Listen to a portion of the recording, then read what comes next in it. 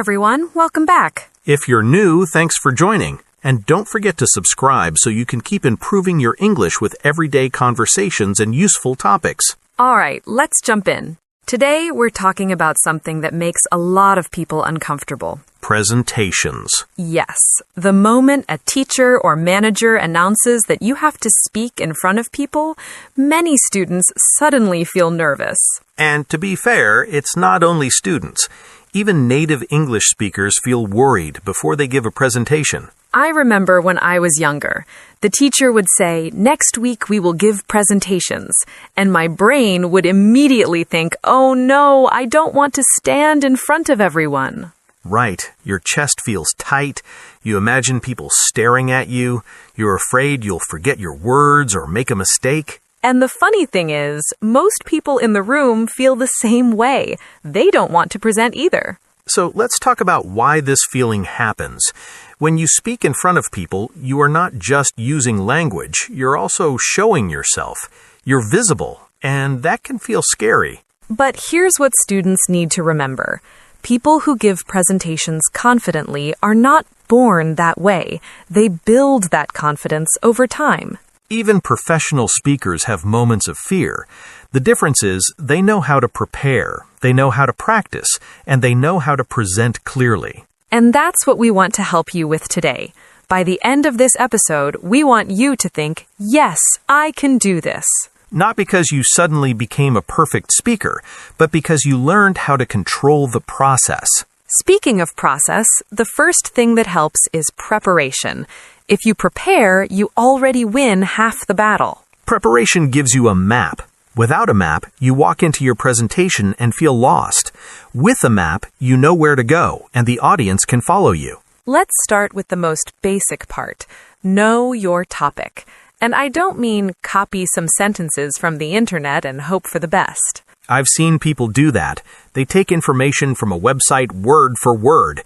Then on presentation day, they read it out loud like a robot. And you can tell they don't really understand what they're saying. Their voice sounds flat and their face looks confused. Understanding your topic means you can explain it in your own words. For example, if your topic is renewable energy, don't just memorize numbers about wind farms or solar panels. Numbers are helpful, but they're not enough. Ask yourself, can I explain this topic to a friend who knows nothing about science? If the answer is yes, then you're ready.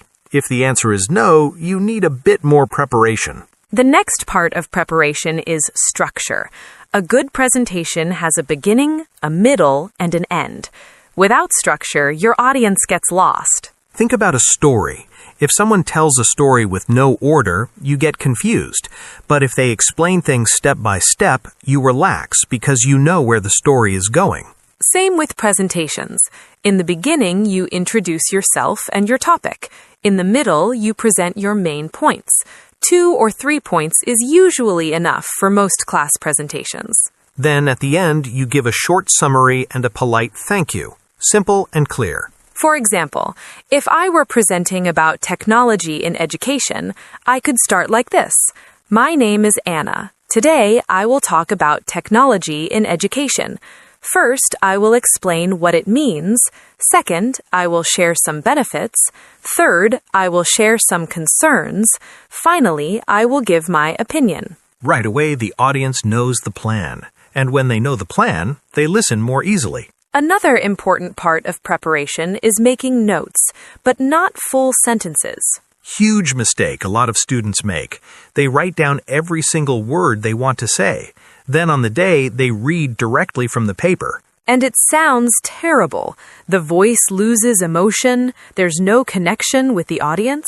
Instead, write short notes or keywords, just enough to remind you what to talk about. For example, instead of writing, "Today I will talk about the advantages and disadvantages of online learning," you can just write "Online learning, pros and cons." Notes are reminders. You are the speaker. The power is in your voice, your feelings, and the connection with the audience. And with preparation, you already make that process easier. But preparation alone isn't enough. There's another step that changes everything, and that's practice. So let's talk about practice. Preparation gives you your content, but practice gives you confidence. A lot of people prepare their information and then stop. Then, on the day of the presentation, they speak for the first time. And of course, they feel nervous because their body and voice didn't have a chance to warm up. Practicing out loud is the first thing. Don't just read silently in your head. The classroom is not inside your head. It's a real place with real people. You need to train your mouth, your tongue, and your breathing. Try this. Stand in front of a mirror and say your presentation. Pay attention to your face. Do you look scared? Do you look angry? Try to smile. Even a small smile makes a big difference. Also, watch your body. Some people keep their arms stiff like wooden sticks. Others put their hands in their pockets and hide. Try to relax. Let your arms rest naturally. When your body relaxes, your voice becomes more open. Another good method is recording yourself on your phone. When you listen to the recording, try to be honest. Do you speak too fast? Do you sound clear? Do you rush at the beginning and then slow down at the end? A recording is great because you become your own teacher. And sometimes it's surprising. You think you're slow, but actually you were too fast. Or you think you were loud, but actually you sounded very quiet. These discoveries help a lot before the real presentation. There's another technique called shadowing. This is one of my favorites for language learners. Shadowing means you listen to a good speaker and then copy their speaking rhythm and tone. You can find short presentations online, for example, a short TED Talk or a short educational speech. The key is to choose something short. Play 10 or 15 seconds. Pause, then repeat. Don't worry if you don't catch every word. Focus on rhythm, tone, and pronunciation. Shadowing trains your tongue and helps your English sound more natural. Practicing with another person is also useful. Ask a friend or family member to listen to your presentation. Tell them to ask you 1 or 2 questions at the end. This simulates what happens in a real classroom. And if you don't know the answer to a question, here's a useful habit. Say, "That's a good question. I don't know now, but I will check later." That sentence shows maturity. Teachers appreciate that. They don't expect you to know everything. They just want to see that you can communicate. Now, here's the thing about confidence. People think confidence appears like magic, but confidence is built through repetition. Every time you practice, your brain becomes less scared. It's like playing an instrument. The first time you play guitar, your fingers hurt and everything feels awkward. But after you repeat the same chords many times, suddenly it feels normal. Presentations work the same way. The more you practice, the less mysterious it feels. The less mysterious it feels, the more comfortable you become. And when you feel comfortable, your audience feels comfortable too. Something else that students don't realize is that practicing helps you remember without memorizing. Memorizing full sentences is dangerous because if you forget one word, your brain freezes. Yes, and once you freeze, it becomes hard to continue because you don't remember what comes next. But when you practice using key words, you don't depend on exact phrasing. You just follow your ideas. So even if you forget one phrase, you can still keep going. By the way, practicing doesn't mean you must practice for hours. Even 10 minutes a day makes a huge difference if you do it consistently. And choose different practice environments. Try practicing in the mirror. Then try practicing in your living room. Then try practicing while standing at your desk. Changing environments helps your brain adapt. And now that we understand preparation and practice, we can talk about the actual presentation day. Because the day itself brings new challenges. Yes, some students feel fine at home, but the moment they step into the classroom and see eyes looking at them, their heart starts beating faster. So what do we do with that? We learn techniques that calm the body and guide the mind. And that part is actually encouraging, because if you know what to do, the day becomes much less scary. So let's move forward and talk about the big presentation day. Let's imagine it's the day of your presentation. You walk into the classroom. People are sitting at their desks. Some are talking, some are looking at their phones, and suddenly you feel nervous. That's normal. When people look at you, your brain thinks something important is happening. Your heartbeat speeds up, your hands feel cold, and your mouth feels dry. Some students think this feeling means they are not good at presenting, but that isn't true. Even trained speakers feel nervous before they speak.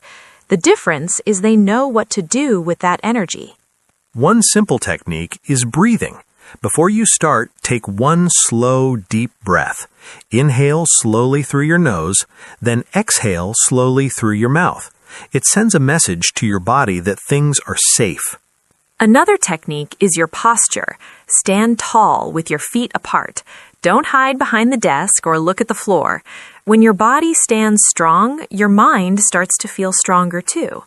And remember to smile. A smile is powerful. It helps your classmates relax, and it makes you look more confident, even if your stomach is full of butterflies.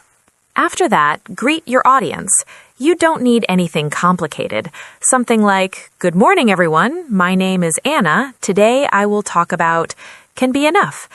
Simple language helps both you and the listener. Here's another important thing. Many students try to use big, advanced vocabulary to impress the teacher, but in many cases, simple English is better. Simple English is clear and confident. For example, instead of saying, "The consequences of modern technology are multifaceted and potentially detrimental," you could say, "Modern technology has many effects, some good and some bad." Much easier, much clearer, and nobody gets lost. Now, when you speak, remember that presentations are not only about words. Your body language plays a big role. Try to look at your audience, not at the floor, not only at your notes. If direct eye contact feels uncomfortable, you can look just above people's heads. From the audience's perspective, it looks like eye contact, but it feels easier for you. Also, pay attention to your hands. Don't put them in your pockets or cross your arms tightly. If you don't know what to do with them, let them rest by your sides and move them naturally when you speak. And now we get to your voice. Voice control is important. Nervous students often speak too fast, like a train rushing from station to station. When you speak too fast, the audience doesn't have time to understand. So slow down. Make pauses. Pauses give your brain time to think and give the audience time to follow. They also make you sound more confident. Changing your tone helps too. If you speak in one flat voice from beginning to end, people get bored. Show a bit of energy. If something is important, speak a little louder. If something is serious, slow down and lower your tone slightly. After speaking for a few minutes, something else might happen. You start to feel comfortable. The longer you talk, the more your nerves calm down because your body realizes nothing bad is happening. And that's a great moment. A lot of students don't reach that moment because they panic at the very beginning. But if you breathe, stand tall, smile, and start simply, you often reach that comfortable point faster. Another challenge during the presentation day is questions from the audience. Sometimes teachers ask students to answer questions at the end. This can feel scary, but it's actually a chance to show confidence. And confidence doesn't mean knowing everything. Confidence means communicating with honesty. If you know the answer, you answer. If you don't know, you can say, "I'm not sure about that, but I can check later." That sentence shows respect and maturity. No teacher expects you to be an encyclopedia. So now we've talked about the day of the presentation. We managed the fear, we controlled the voice, and we used simple English. Now it's time to talk about something that makes your presentation even better: delivery skills.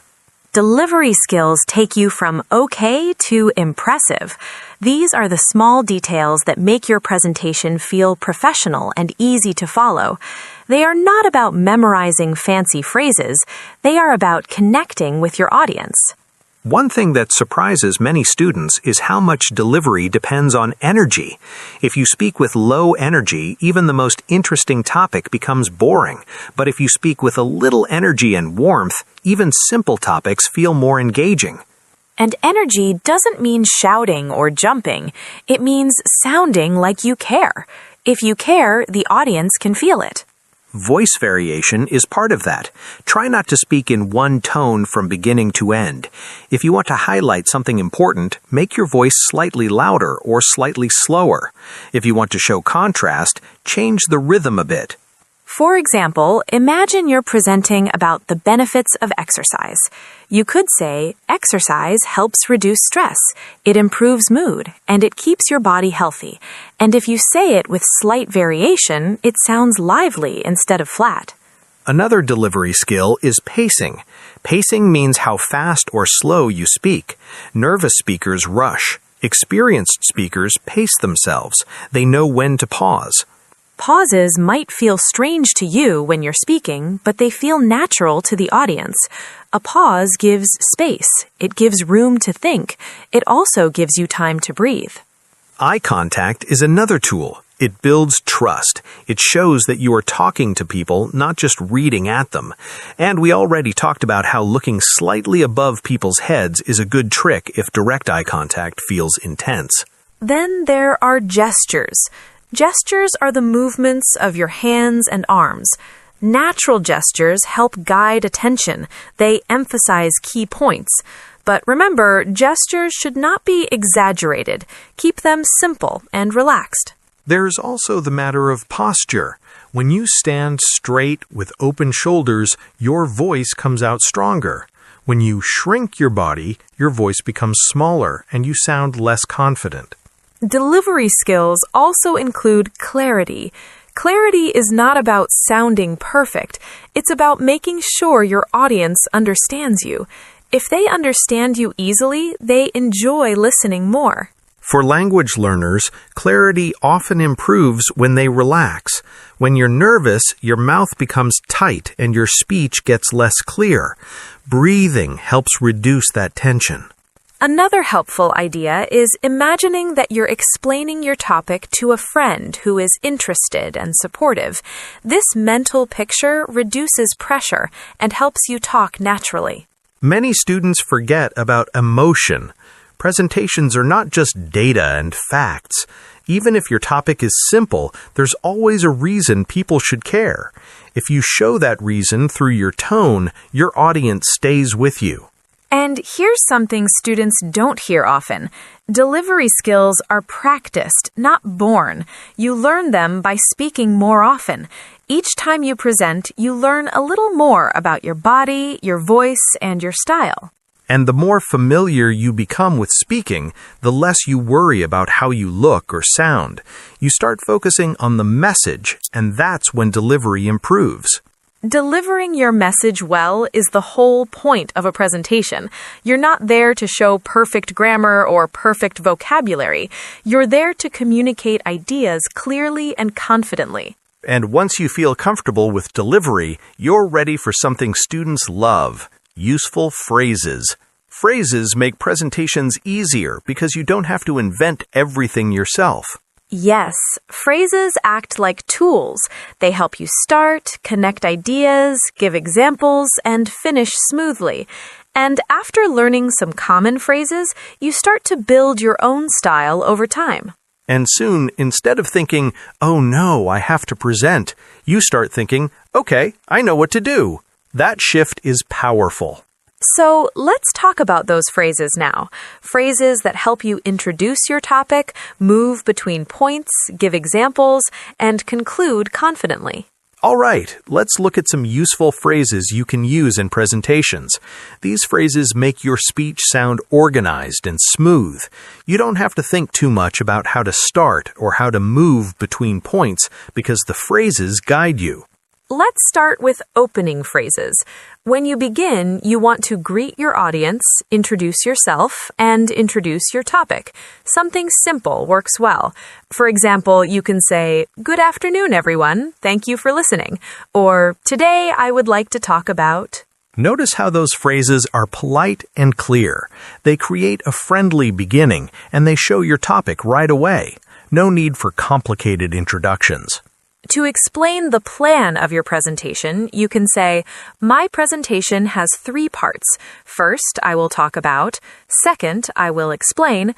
And finally, I will..."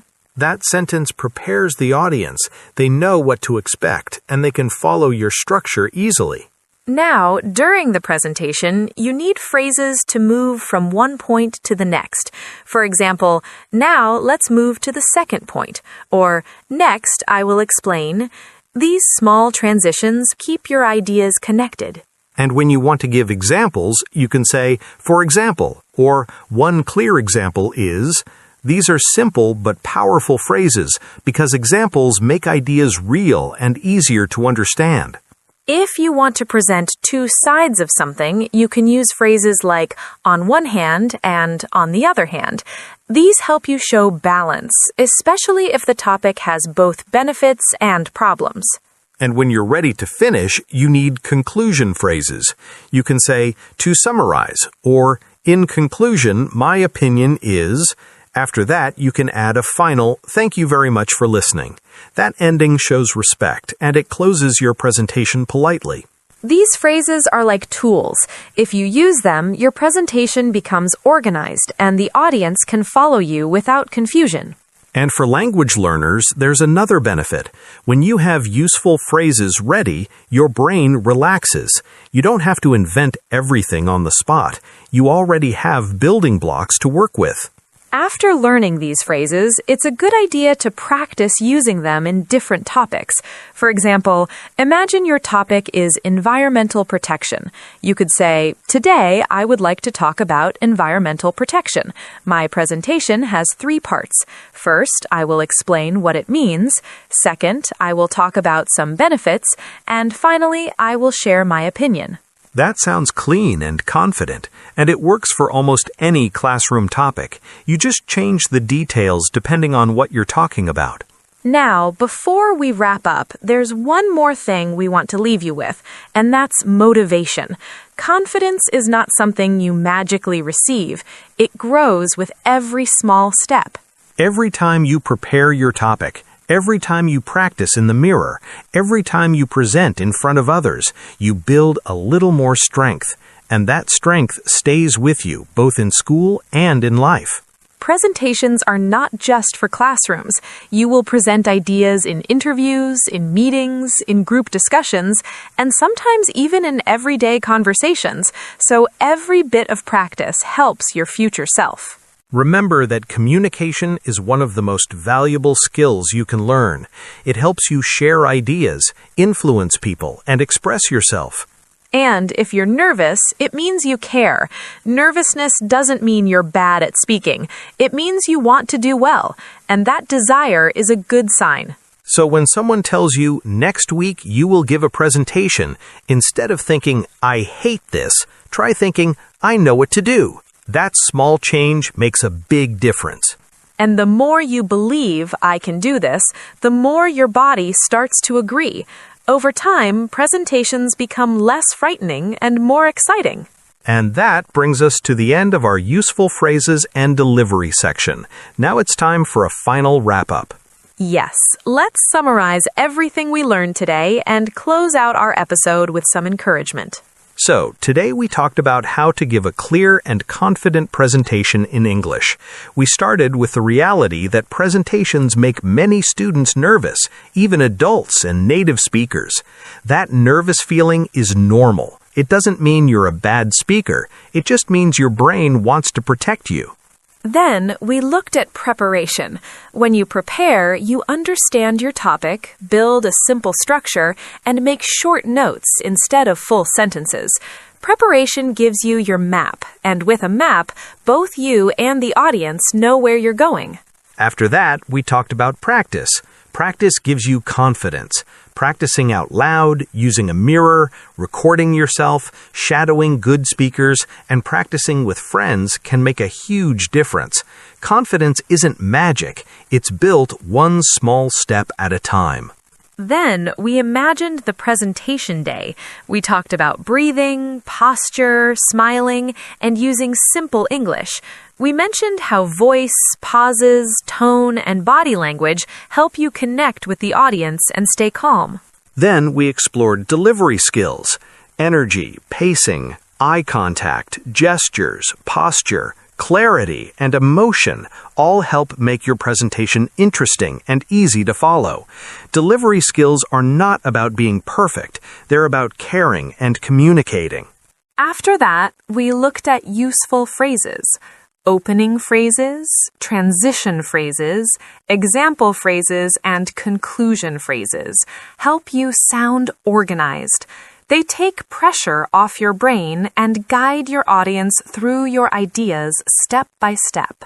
And when you put all these pieces together, preparation, practice, confidence on the day, delivery skills, and useful phrases, you become a stronger speaker. Even if your English level is still developing, you can give a clear and impressive presentation. The most important part is believing that you can improve. Confidence grows slowly. Every presentation you give makes you better. Every mistake is just part of learning. Nobody becomes a great speaker overnight. And remember, presentations are not only for school. Later in life, you'll present ideas in job interviews, meetings, proposals, and group discussions. So learning this skill now is a gift to your future self. If you're listening to this and thinking, I still feel nervous, that's okay. Nervousness shows that you want to do well. Keep practicing, keep learning, and keep showing up. We hope this episode helps you feel more prepared and more motivated for your next presentation, whether it's an English class, at university, or anywhere else. Thank you so much for listening today. And if you enjoyed this episode, make sure you subscribe so you don't miss future lessons and conversations. Take care, everyone. Keep practicing, keep improving, and we'll see you in the next one.